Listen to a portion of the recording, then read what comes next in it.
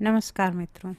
ऋषि कहते हैं, शुंभ की आज्ञा पाकर वे चंड और मुंड आदि दैत्य चतुरांगिणी सेना के साथ अस्त्र और शस्त्रों से सुसज्जित होकर चल दिए। फिर गिरिराज हिमालय के स्वर्ण में ऊंचे शिखर पर पहुंचकर उन्होंने सिंह पर बैठी हुई देवी को देखा। वे मंद मंद मुस्कुरा रही थी। उन्हें देखकर दैत्य लोग तत्परता से पकड़ने का उद्योग करने लगे। किसी ने धनुष तान लिया, किसी ने तलवार संभाली और कुछ लोग देवी के पास आकर खड़े हो गए। तब अंबिका ने उन शत्रुओं के प्रति बड़ा क्रोध किया।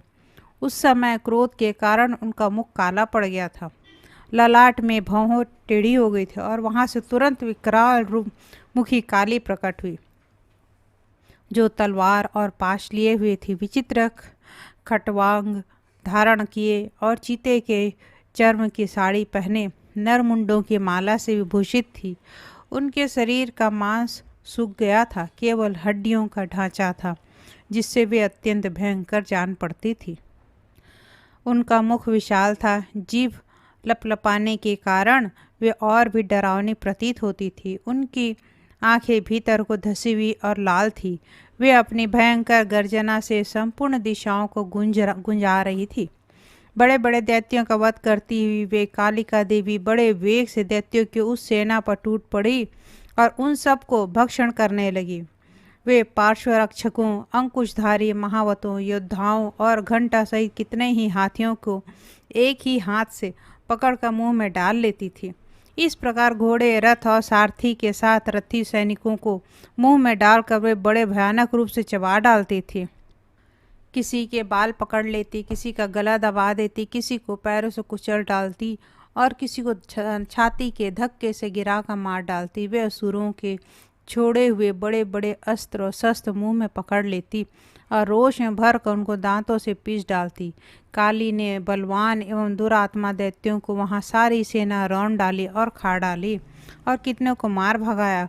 कोई तलवार के घाट उतारे गए, कोई खटवांग से पीटे गए और कितने ही असुर दांतों के अग्रभाग से कुचले जाकर मृत्यु को प्राप्त हुए।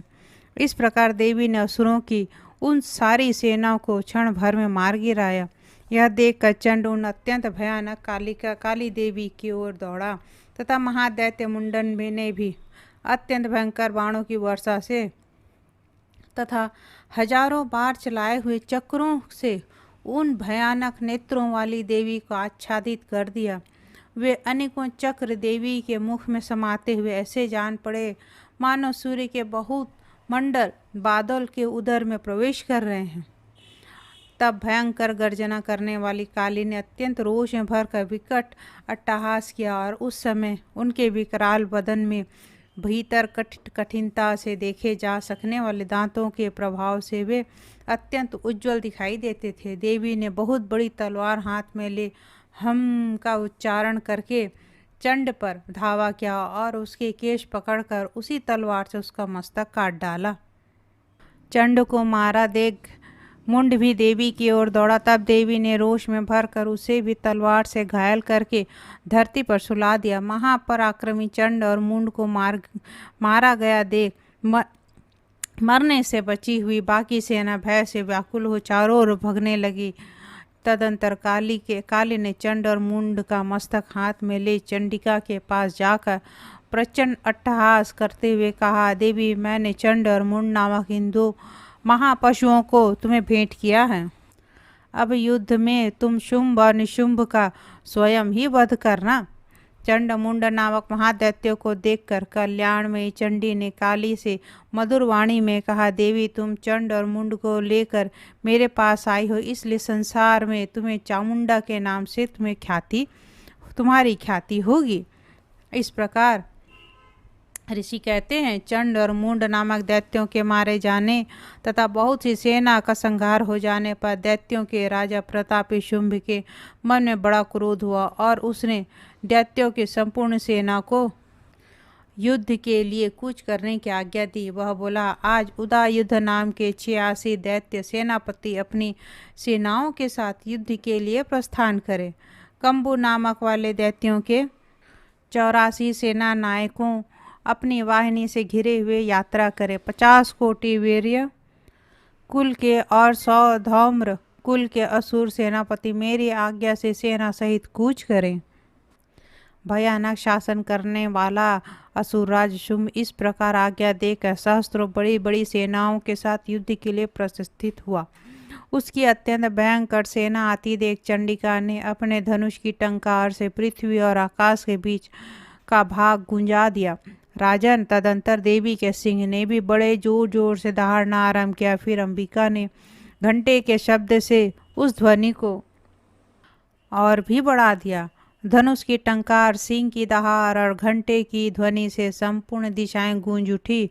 उस भयंकर शब्द से काली ने अपने विकराल मुख को और भी बढ़ा लिया तथा इस प्रकार वे विजयनी हुई। उस तुमुल नाद को सुनकर दैत्यों की सेनाओं ने चारों ओर से आकर चंडिका देवी, सिंह तथा काली देवी को क्रोधपूर्वक घेर लिया। हे राजन, इसी बीच में असुरों ने विनाश तथा देवताओं के अभ्युदय के लिए ब्रह्मा, शिव, कार्तिकेय, विष्णु तथा इंद्र आदि देवों की शक्तियाँ जो अत्यंत पराक्रम और बल से संपन्न थी उनके शरीर से निकलकर उन्हीं के रूप में चंडिका देवी के पास गई। जिस देवता का जैसा रूप, जैसी वेशभूषा, जैसा वाहन है, ठीक वैसे ही साधनों से संपन्न उसकी शक्ति असुरों से युद्ध करने के लिए आई। सबसे पहले हंस युक्त विमान पर बैठी हुई अक्षशूत्र और कमंडलों से सुशोभित ब्रह्मा जी की शक्ति उपस्थित हुई, जिसे ब्राह्मणी कहते हैं। महादेव जी की शक्ति वृषभ पर आरूढ़ होकर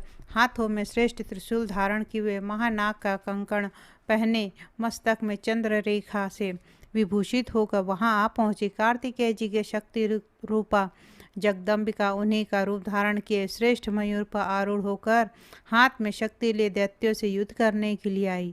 इस प्रकार भगवान विष्णु की शक्ति गरुड़ पर विराजमान होकर शंख, चक्र, गदा, शांग, धनुष तथा खड़ग हाथ में लिए वहां आई। अनुपम यज्ञ वराह का रूप धारण करने वाली श्री हरि की जो शक्ति है वह भी वाराह शरीर धारण करके वहां उपस्थित हुई। नरसिंह शक्ति भी नरसिंह के समान शरीर धारण करके वहां आई। उसकी गर्दन के बालों के झटके से आकाश के तारे बिखरे पड़े थे। इसी प्रकार इंद्र की शक्ति वज्र हाथ में लिए गजराज ऐरावत पर बैठकर आई। उससे के भी सहस्त्र नेत्र थे। इंद्र का जैसा रूप है वैसा ही उसका भी था। इस प्रकार उन देव शक्तियों से घिरे हुए महादेव जी ने चंडिका से कहा, मेरी प्रसन्नता के लिए तुम शीघ्र ही इन असुरों का संहार करो। तब देवी के शरीर से अत्यंत भयानक और परम उग्र चंडिका शक्ति प्रकट हुई, जो सैकड़ों गिदड़ियों की भांति आवाज करने लगी। उस अपराजिता देवी ने धूमिल जटा वाले महादेव जी से कहा, हे भगवान, आप शुंभ निशुंभ के पास दूत बनकर जाइए और उन अत्यंत गर्विले दानव शुंभ एवं निशुंभ दोनों से कहिए, साथ ही उसके अतिरिक्त जो दानव युद्ध के लिए वहां उपस्थित हों उनको भी यह संदेश दीजिए, दैत्यों, यदि तुम जीवित रहना चाहते हो तो पाताल को लौट जाओ। इंद्र को त्रिलोकी का राज्य मिल जाए और देवता यज्ञ भाग का भोग करे। यदि बल के घमंड में आकर तुम युद्ध की अभिलाषा रखते हो तो आओ, मेरी शिवाएं तुम्हारे कच्चे मान से तृप्त हो। चूंकि उस देवी ने भगवान शिव को दूत के कार्य में नियुक्त किया था, इसलिए वह शिव दूती के नाम से संसार में विख्यात हुई। वे महादैत्य भी भगवान शिव के मुख से देवी के वचन सुनकर क्रोध में भर गए और जहाँ कात्यायनी में विराजमान थी उस ओर बढ़ गए। तदंतर वे दैत्य अमर्ष में भरकर पहले ही देवी के ऊपर बाण, शक्ति और वृष्टि आदि अस्त्रों की वृष्टि करने लगे। तब देवी ने भी खेल खेल में ही धनुष की टंकार किया और उससे छोड़े हुए बड़े बड़े बाणों द्वारा दैत्यों के चलाए हुए बाण, शूल, शक्ति फर्शों को काट डाला। फिर काली उनके आगे होकर शत्रुओं के शूल के प्रहार से विदीर्ण करने लगी और खटवांगों से उनका कचुमर निकालती हुई रणभूमि में विचरण करने लगी। ब्रह्माणी भी जिस ओर दौड़ती उसी ओर अपने कमंडलू का जल छिड़क कर शत्रुओं की ओज और पराक्रम को नष्ट कर देती थी। महेश्वरी ने त्रिशूल से तथा वैष्णवी ने चक्र से और अत्यंत क्रोध में भरी हुई कुमार कार्तिकेय की शक्ति ने शक्ति से दैत्यों का संहार आरंभ किया। इंद्र शक्ति के वज्र प्रहार से विदीर्ण होकर सैकड़ों दैत्य दानव रक्त की धारा बहाते हुए पृथ्वी पर सो गए। वराही शक्ति ने कितनों को अपनी तुतुन की मार से नष्ट किया, दाढ़ों के अग्रभाग से कितनों की छाती छेद डाली तथा कितने ही दैत्य चक्र की चोट से विदीर्ण हो गए। नारसिंही भी दूसरे दूसरे महादैत्यों को अपने नखों से विदीर्ण करके खाती और सिंहनाद से दिशाओं एवं आकाश को गुंजाती हुई युद्ध क्षेत्र में विचरण करने लगी। कितने ही असुर शिवदूती के प्रचंड अट्टहास से अत्यंत भयभीत हो पृथ्वी पर गिर पड़े और गिरने पर उन्हें शिवदूती ने उस समय अपना ग्रास बना लिया। इस प्रकार क्रोध में भरे हुए मातृगणों को नाना प्रकार के उपायों से बड़े बड़े असुरों का मर्दन करके दैत्य सैनिक भाग खड़े हुए। मात्र गणों से पीड़ित दैत्यों को युद्ध से भागते देख रक्तबीज नाम का महादैत्य क्रोध में भरकर युद्ध के लिए आया। उसके शरीर से जब जब रक्त की बूंद पृथ्वी पर गिरती, उसी के समान शक्तिशाली दूसरा महादैत्य पृथ्वी पर पैदा हो जाता। महासुर रक्तबीज हाथ में गदा लेकर इंद्र शक्ति के साथ युद्ध करने लगा। तब ऐन्द्री ने अपने वज्र से रक्तबीज को मारा। वज्र के घायल होने पर उसके शरीर से बहुत सा रक्त गिरने लगा और उसी के समान पराक्रम वाले योद्धा उत्पन्न होने लगे। उसके शरीर से रक्त की जितनी बूंदें गिरती उतने ही पुरुष उत्पन्न हो जाते। वे सब रक्त बीज के समान ही वीरवान, बलवान तथा पराक्रमी थे। वे रक्त से उत्पन्न होने वाले पुरुष भी अत्यंत भयंकर अस्त्रों शस्त्रों का प्रहार करते वहां मातृगणों के साथ घोर युद्ध करने लगे। पुनः वज्र के प्रहार से जब उसका मस्तक घायल हुआ तो रक्त बहने लगा और उससे हजारों पुरुष उत्पन्न हो गए। वैष्णवी ने युद्ध में रक्त बीज पर चक्र का प्रहार किया तथा इंद्री ने उस पर दैत्य सेनापति को गदा से चोट पहुंचाया। वैष्णवी के चक्र से घायल होने पर उसके शरीर से जो रक्त बहा और उससे जो उसी के बराबर आकार वाले सहस्त्रों महादैत्य प्रकट हो गए और उनके द्वारा संपूर्ण जगत व्याप्त हो गया। कौमारी ने शक्ति से, वाराही ने खड़ग से और माहेश्वरी ने त्रिशूल से महादैत्य रक्तबीज को घायल किया।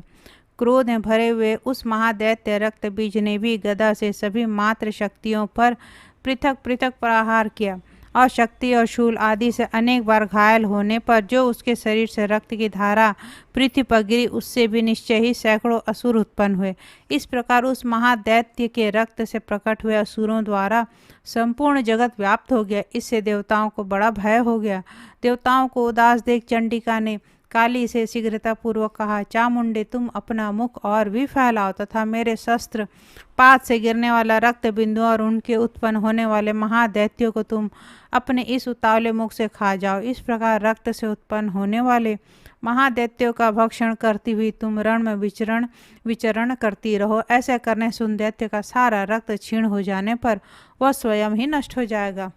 उस भयंकर दैत्य को जब तुम खा जाओगे तो दूसरे नए दैत्य उत्पन्न ही नहीं हो सकेंगे। काली से यूं कहकर चंडिका देवी ने शूल से रक्त बीज को मारा और काली ने अपने मुख में उसका रक्त ले लिया। तब उसने वहां चंडिका पर गदा से प्रहार किया, किंतु उस गदापात ने देवी को तनिक भी वेदना नहीं पहुंचाई। रक्त बीज के घायल शरीर से बहुत सा रक्त गिरा, किंतु जो ही वह गिरा त्यों ही चामुंडा ने उसे अपने मुख में ले लिया। रक्त गिरने से काली के मुख में जो महादैत्य उत्पन्न हुए वे भी वो चट कर गए और उसने रक्त बीज का रक्त भी पी लिया। तदंतर देवी ने रक्त बीज को, जिसका रक्त चामुंडा ने पी लिया था, वज्र, बाण और खड़ग और रिष्टि आदि से मार डाला। राजन, इस प्रकार शस्त्रों के समुदाय से आहत एवं रक्तहीन हुआ महादैत्य रक्त बीज पृथ्वी पर गिर पड़ा। नरेश्वर, इससे देवताओं को अनुपम हर्ष की प्राप्ति हुई और मातृगण उन असुरों के रक्तपान के मद से उद्धत होकर नृत्य करने लगा। राजा ने कहा, हे भगवान, आपने रक्त बीज के वध के संबंध में रखने वाला देवी चरित्र का यह अद्भुत महात्म्य मुझे बतलाया। अब रक्त बीज के मारे जाने पर अत्यंत क्रोध से भरे हुए शुंभ और निशुंभ ने जो कर्म किए उसको मैं सुनना चाहता हूँ। इस पर ऋषि ने कहा, हे राजन, युद्ध में रक्त बीज तथा अन्य दैत्यों के मारे जाने पर शुंभ और निशुंभ के क्रोध की कोई सीमा न रही। अपनी विशाल सेना इस प्रकार मारी जाती देख निशुंभ अमर्ष में भरकर देवी की ओर दौड़ा। उसके साथ असुरों की प्रधान सेना थी। उसके आगे पीछे तथा पार्श्व भाग में बड़े बड़े असुर थे, जो क्रोध से ओट चबाते हुए देवी को मार डालने के लिए आगे बढ़ रहे थे। महापराक्रमी शुंभ भी अपनी सेना के साथ मातृगणों से युद्ध करके क्रोधवश चंडिका को मारने के लिए आ पहुंचा। तब देवी के साथ शुंभ और निशुंभ का घोर संग्राम छिड़ गया। वे दोनों दैत्य मेघों की भांति बाणों की भयंकर वृष्टि कर रहे थे। उन दोनों के चलाए हुए बाणों को चंडिका ने अपने बाणों के समूह से तुरंत काट डाला और शस्त्र समूहों की वर्षा करके उन दोनों दैत्यपतियों के अंगों में भी चोट पहुंचाई। निशुंभ ने तीखी तलवार चमकती हुई ढाल लेकर देवी के श्रेष्ठ वाहन सिंह के मस्तक पर प्रहार किया। अपने वाहन को चोट पहुंचने पर देवी ने शूरप नामक बाण से निशुंभ की श्रेष्ठ तलवार तुरंत ही काट डाली। उसकी ढाल को भी, और जिसमें 8 चांद जड़े थे, खंड खंड खंड कर दिए। ढाल और तलवार के कट जाने पर उस असुर ने शक्ति चलाई, और किंतु सामने आने पर देवी ने चक्र से उसके भी 2 टुकड़े कर डाले। अब तो निशुंभ क्रोध से जल उठा और उस दानव ने देवी को मारने के लिए शूल उठाया, किंतु देवी ने समीप आने पर उसे भी मुक्के से मारकर चूर्ण कर दिया। तब उसने गदा घुमाकर चंडी के ऊपर चलाया, परंतु वह भी देवी के त्रिशूल से कटकर भस्म हो गई। तदंतर दैत्यराज निशुंभ को फरसा हाथ में लेकर आते देख देवी ने बाण समूह से घायल कर धरती पर सुला दिया। उस भयंकर पराक्रमी भाई निशुंभ के धराशायी हो जाने पर शुंभ को बड़ा क्रोध हुआ और अंबिका का वध करने के लिए वह आगे बढ़ा। रथ पर बैठे ही बैठे उत्तम आयुधों से सुशोभित अपनी बड़ी बड़ी 8 अनुपम भुजाओं से समूचे आकाश को ढककर वह अद्भुत शोभा पाने लगा। उसे आते देख देवी ने शंख बजाया और धनुष की प्रत्यंचा भी अत्यंत दुस्सह शब्द किया। साथ ही अपने घंटे के शब्द से, जो समस्त दैत्य सैनिकों का तेज नष्ट करने वाला था, संपूर्ण दिशाओं को व्याप्त कर दिया। तदंतर सिंह ने भी अपनी दहाड़ से, जिसे सुनकर बड़े बड़े राजों का महामद दूर हो जाता है, आकाश पृथ्वी 10 दिशाओं को गुंजा दिया। फिर काली ने आकाश में उछलकर अपने दोनों हाथों से पृथ्वी पर आघात किया। उससे ऐसा भयंकर शब्द हुआ जिससे पहले सभी शब्द शांत हो गए। तत्पश्चात शिवदूती ने दैत्यों के लिए अमंगलजनक अट्टहास किया। इन शब्दों को सुनकर समस्त असुर थर्रा उठे, किंतु शुंभ को बड़ा क्रोध हुआ। उस समय देवी ने शुंभ को लक्ष्य करके कहा, ओ दुरात्मन, खड़ा रह। तभी आकाश में खड़े हुए देवता बोल उठे, जय हो, जय हो। शुंभ ने वहां आकर ज्वालाओं से युक्त अत्यंत भयंकर शक्ति चलाई। अग्नि में पर्वतों के समान आती हुई उस शक्ति को देवी ने बड़े भारी लूके से दूर हटा दिया। उस समय शुंभ के सिंहनाद से तीनों लोग गूंज उठे। राजन, उसकी प्रतिध्वनि से वज्रपात के समान भयंकर शब्द हुआ, जिसने अन्य सब शब्दों को जीत लिया। शुंभ के चलाए हुए बाणों के देवी ने और देवी के चलाए हुए बाणों के शुंभ ने अपने भयंकर बाणों द्वारा सैकड़ों और हजारों टुकड़े कर दिए। तब क्रोध में भरी हुई चंडिका ने शुंभ को शूल से मारा। उससे आघात से मूर्छित होकर पृथ्वी पर गिर पड़ा। इतने में निशुंभ को चेतना हुई और उसने धनुष हाथ में लेकर बाणों द्वारा देवी, काली तथा सिंह को घायल कर डाला। फिर उस दैत्यराज ने उस 10,000 बाहें बनाकर चक्रों के प्रहार से चंडिका को आच्छादित कर दिया। तब दुर्गम पीड़ा का नाश करने वाली भगवती दुर्गा ने कुपित होकर अपने बाणों से उन चक्रों का तथा बाणों को काट गिराया। यह देख निशुंभ दैत्य सेना के साथ चंडिका का वध करने के लिए हाथ में गदा लेकर बड़े वेग से दौड़ा। उसके आते ही चंडी ने तीखे धार वाली तलवार से उसकी गदा को शीघ्र ही काट डाला। तब उसने शूल हाथ में लिया। देवताओं को पीड़ा देने वाले निशुंभ को शूल हाथ में लिए आते देख चंडिका ने वेग से चलाए हुए अपने शूल से उसकी छाती छेद डाल ली। शूल से विदीर्ण हो जाने पर उसकी छाती से एक दूसरा महाबली एवं महापराक्रमी पुरुष खड़ी रह कहता हुआ निकला।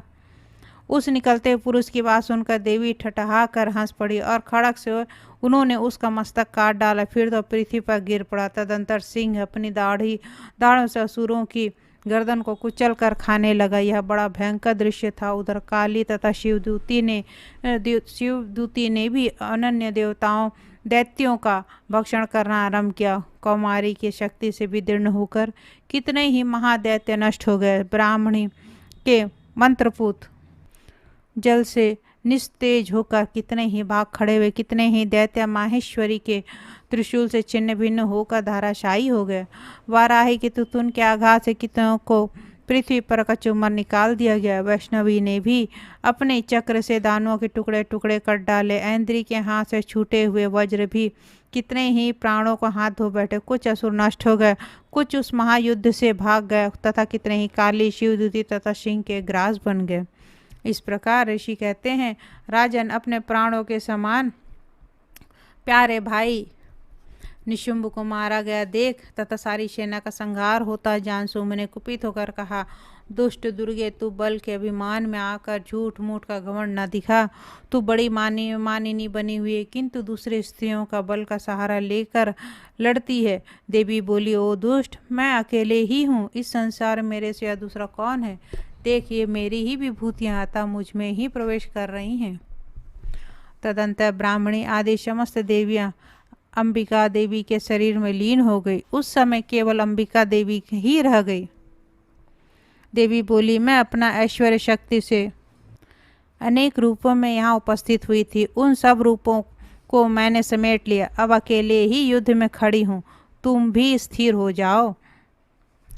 तदंतर ऋषि कहते हैं, देवी और शुंभ दोनों में सब देवताओं तथा दानवों को देखते देखते भयंकर युद्ध छिड़ गया। बाणों की वर्षा तथा तीखे शस्त्रों एवं दारुण अस्त्रों के प्रहार के कारण उन दोनों का युद्ध सब लोगों के लिए बड़ा भयानक प्रतीत हुआ। उस समय अंबिका देवी ने जो सैकड़ों दिव्य अस्त्र छोड़े, उन्हें दैत्यराज शुंभ ने उनके निवारक अस्त्रों द्वारा काट डाला। इसी प्रकार शुंभ ने भी जो दिव्य अस्त्र चलाया, उसे भी परमेश्वरी ने भयंकर हुंकार शब्द के उच्चारण आदि द्वारा खिलवाड़ में ही नष्ट कर डाला। तब उस असुर ने सैकड़ों बाणों से देवी को आच्छादित कर दिया। यह देख क्रोध में भरी हुई उन देवी ने भी बाण मारकर उसका धनुष काट डाला। धनुष कट जाने पर फिर दैत्यराज ने शक्ति हाथ में ली, और किंतु देवी ने चक्र से उसके हाथ की शक्ति को ही भी काट डाला। तत्पश्चात दैत्यों के स्वामी शुंभ ने 100 चांद वाली चमकती हुई ढाल तथा तलवार हाथ में लेकर उस समय देवी पर धावा किया। उसके आते ही चंडिका ने अपने धनुष से छोड़े हुए तीखे बाणों द्वारा उसकी सूर्य किरणों के समान उज्ज्वल ढाल और तलवार को तुरंत काट दिया। फिर उस दैत्य के घोड़े और सारथी को मारे गए। धनुष तो पहले ही कट चुका था। उस दैत्यराज ने देवी को मारने के लिए आगे बढ़ा। उसने दैत्यराज ने देवी के छाती में मुक्का मारा। तब देवी ने भी उसकी छाती में एक चांटा जड़ दिया। देवी का थप्पड़ खाकर दैत्यराज शुंभ पृथ्वी पर गिर पड़ा, किंतु पुनः सहसा पूर्ववत उठ के खड़ा हो गया। फिर वह उछला और देवी के ऊपर जाकर आकाश में खड़ा हो गया। तब चंडिका का आकाश में भी बिना किसी आधार के ही शुंभ के साथ युद्ध करने लगी। उस समय दैत्य और चंडिका का आकाश में एक दूसरे से लड़ने लगे। उनका युद्ध पहले सिद्ध और मुनियों को विस्मय में डाले हुआ था। फिर अंबिका ने शुंभ के साथ बहुत देर तक युद्ध करने के पश्चात उसे उठाकर घुमाया, पृथ्वी पर पटक दिया। पटके जाने पर पृथ्वी पर आने के बाद वह दुष्टात्मा दैत्य पुनः चंडिका का वध करने के लिए उसकी ओर तेजी से बढ़ने लगा। तब समस्त दैत्यों के राजा शुंभ को अपनी ओर आते देख देवी ने त्रिशूल से डस की छाती छेद कर उसे पृथ्वी पर गिरा दिया। देवी के शूल की धार से घायल हो जाने पर उसके प्राण पखेरु उड़ गए और वह समुद्रों और द्वीपों तथा पर्वतों से समूची पृथ्वी को कांपता हुआ भूमि पर गिर पड़ा। तदंतर उस दुरात्मा के मारे जाने पर संपूर्ण जगत प्रसन्न एवं पूर्ण स्वस्थ हो गया। आकाश स्वच्छ दिखाई देने लगा। पहले जो उत्पात सूचक मेघ उल्कापात होते थे, अब वे शांत हो गए तथा उस दैत्य के मारे जाने पर नदियां भी ठीक मार्ग से बहने लगी। उस समय शुंभ की मृत्यु के बाद संपूर्ण देवताओं का हृदय हर्ष से भर गया और गंधर्व गण मधुर गीत गाने लगे। दूसरे गंधर्व बाज बजाने लगे और अप्सराएं नाचने लगी। पवित्र वायु बहने लगा। सूर्य की प्रभा उत्तम हो गई। अग्निशाला की बुझी हुई आग अपने आप प्रज्वलित हो उठी और संपूर्ण दिशाओं में के भयंकर शब्द शांत हो गए और सभी देव मिलकर देवी की स्तुति करने लगे। फिर देवी ने बोला, हे देवताओं, मैं वर देने को तैयार हूँ। तुम्हारे मन में जिसकी इच्छा वह वर मांगो। संसार के लिए उस उपकारक वर को मैं अवश्य दूंगी। सभी देवता बोले, हे सर्वेश्वरी, तुम इसी प्रकार तीनों लोगों की समस्त बाधाओं को शांत करो और हमारे शत्रुओं का नाश करो। देवी बोली, हे देवता, वैवस्वत मनवंतर के 28वें युग में शुंभ और निशुंभ नाम के 2 अन्य महादैत्य उत्पन्न होंगे। तब मैं नंद गोप के घर में उसकी पत्नी यशोदा के गर्भ से अवतीर्ण होकर विंध्याचल में जाकर रहूंगी और उक्त दोनों असुरों का नाश करूंगी। फिर अत्यंत भयंकर रूप से पृथ्वी पर अवतार ले मैं वह प्रचित्त नाम वाले दानों का वध करूंगी। उन भयंकर महादैत्यों को भक्षण करते समय मेरे दांत अनार के फूल की भांति लाल हो जाएंगे। तब स्वर्ग में देवता और मर्तलोक में मनुष्य सदा मेरी स्तुति करते हुए मुझे रक्तदंती कहेंगे। फिर जब पृथ्वी पर 100 वर्षों के लिए वर्षा रुक जाएगी और पानी का अभाव हो जाएगा, उस समय मुनियों के स्तवन करने पर मैं पृथ्वी पर अयोनिजा रूप में प्रकट हो जाऊंगी और 100 नेत्रों से मुनियों की ओर देखूंगी। तब मनुष्य शताक्षी इस नाम से मेरा कीर्तन करेंगे। देवताओं, उस समय मैं अपने शरीर से उत्पन्न हुए शाकों द्वारा समस्त संसार का भरण पोषण करूंगी। जब तक वर्षा नहीं होगी तब तक वे शाक ही सबके प्राणों की रक्षा करेंगे। ऐसा करने के कारण पृथ्वी पर शाकंभरी के नाम से मेरी ख्याति होगी। उसी अवतार में मैं दुर्गम नामक महादैत्य का वध भी करूंगी। इससे मेरा नाम दुर्गा देवी के रूप में प्रसिद्ध होगा।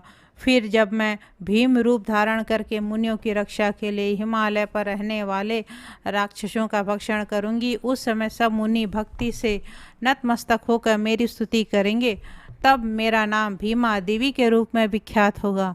और जब अरुण नामक दैत्य तीनों लोकों में भारी उपद्रव मचाएगा, तब मैं तीनों लोकों का हित करने के लिए 6 पैरों वाले असंख्य भ्रमरों का रूप धारण करके उस महादैत्य का वध करूंगी। उस समय सब लोग भ्रामरी के नाम से चारों ओर मेरी स्तुति करेंगे। इस प्रकार जब जब संसार में दानवी बाधा उपस्थित होगी, तब तब अवतार लेकर मैं शत्रुओं का संहार करूंगी। देवी बोली, हे देवताओं, जो एकाग्रचित होकर प्रतिदिन इन स्तुतियों से मेरा स्तवन करेगा, उसकी सारी बाधा मैं निश्चय ही दूर कर दूंगी। जो मधु कैटभ का नाश, महिषासुर का वध एवं शुंभ निशुंभ के संहार के प्रसंगों का पाठ करेंगे तथा अष्टमी, चतुर्दशी और नवमी को जो भी एकाग्रचित होकर भक्ति पूर्वक मेरा उत्तम महात्म्य का श्रवण करेंगे, उन्हें कोई पाप नहीं छू सकेगा। उन पर पाप जनित आपत्तियां भी नहीं आएंगी। उनके घर में कभी दरिद्रता नहीं होंगी तथा उनको कभी प्रेमी जनों के विछोह का कष्ट भी नहीं भोगना पड़ेगा। इतना ही नहीं, उनके शत्रु से, लुटेरों से, राजा से, शस्त्र से, अग्नि से तथा जल की राशि से भी कभी कोई भय नहीं होगा। इसलिए सबको एकाग्रचित होकर भक्ति पूर्वक मेरे इस महात्म्य को सदा पढ़ना और सुनना चाहिए। यह परम कल्याणकारक है। मेरा महात्म्य महामारी जनित समस्त उपद्रवों तथा आध्यात्मिक आदि तीनों प्रकार के उत्पातों को शांत करने वाला है। मेरे जिस मंदिर में प्रतिदिन विधि पूर्वक मेरे इस महात्म्य का पाठ किया जाता है, उस स्थान को मैं कभी नहीं छोड़ती। मैं सदा वहाँ मेरा सानिध्य बना रहता है। बलिदान, पूजा, होम तथा महोत्सव के अवसरों पर मेरे इस चरित्र का पूरा पाठ और श्रवण करना चाहिए। ऐसा करने पर मनुष्य विधि को जानकर या बिना जाने भी मेरे लिए जो बलि, पूजा, होम आदि करेगा, उसे मैं बड़ी प्रसन्नता के साथ ग्रहण करूंगी। शरत काल में जो वार्षिक महापूजा की जाती है, उस अवसर पर जो मेरे इस महात्म्य को भक्ति पूर्वक सुनेगा, वह मनुष्य मेरे प्रसाद से सब बाधाओं से मुक्त तथा धन, धान्य एवं पुत्र से संपन्न होगा। इसमें तनिक भी संदेह नहीं है। मेरा यह महात्म्य मेरे प्रादुर्भाव की सुंदर कथाएं एवं युद्ध में किए हुए मेरे पराक्रम सुनने से मनुष्य निर्भय हो जाता है। मेरे महात्म्य का श्रवण करने वाले पुरुषों के शत्रु नष्ट हो जाते हैं, उन्हें कल्याण की प्राप्ति होती है तथा उनका कुल आनंदित रहता है।